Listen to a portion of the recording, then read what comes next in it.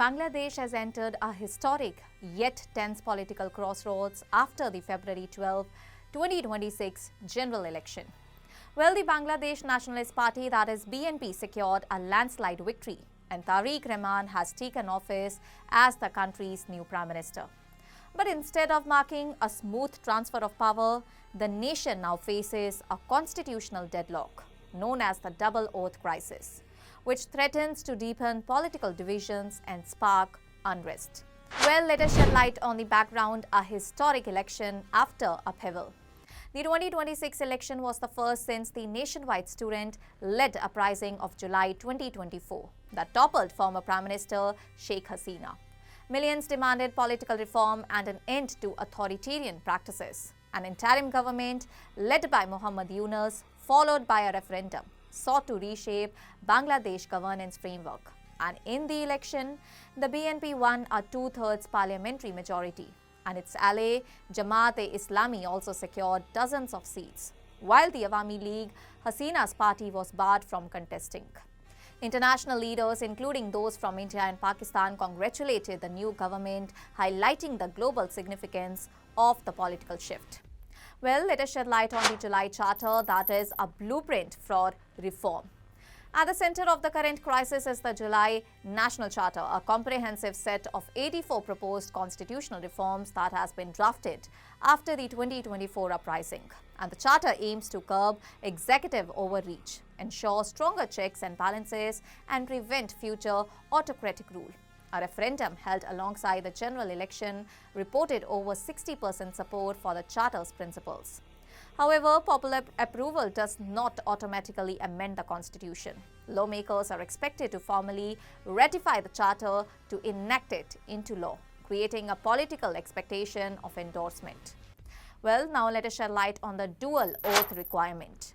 Notably, under the new political framework connected to the July Charter, elected lawmakers must take two oaths. Number one, the traditional oath pledging loyalty to the state and assuming legislative duties.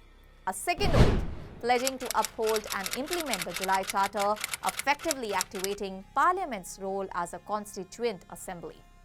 Well, the dual oath was intended to bridge electoral legitimacy with the reform process, but it has become the flashpoint of the current crisis. Well, this raises question into our mind that why the BNP refuses the second oath. Despite holding a parliamentary majority, the BNP has refused to take the second oath.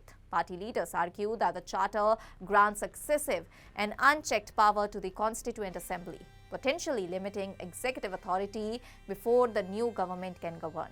And they also note that the Charter's Council is not yet part of the Constitution, making the second oath legally premature. And the BNP insists that the first oath alone is sufficient to form the government, and that careful legal scrutiny should precede any endorsement of the charter. Well, coalition tensions and public backlash has also been rising. Let us break it down. The impasse has strained relations within the BNP's coalition. Alliances such as Jamaat-e-Islami and the National Citizen Party have openly criticized the BNP stance, threatening boycotts, protests, and street mobilizations. They argue that refusing the oath undermines the 2024 uprising and the will expressed in the referendum.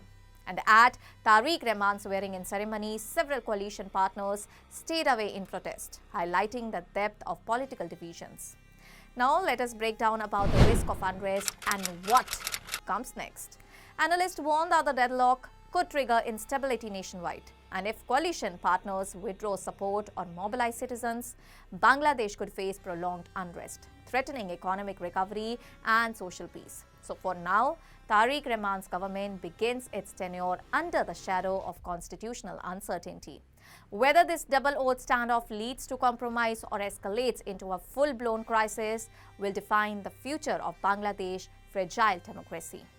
That's all for now. Stay tuned to the Savera for more updates. Do like, comment, and subscribe to the channel.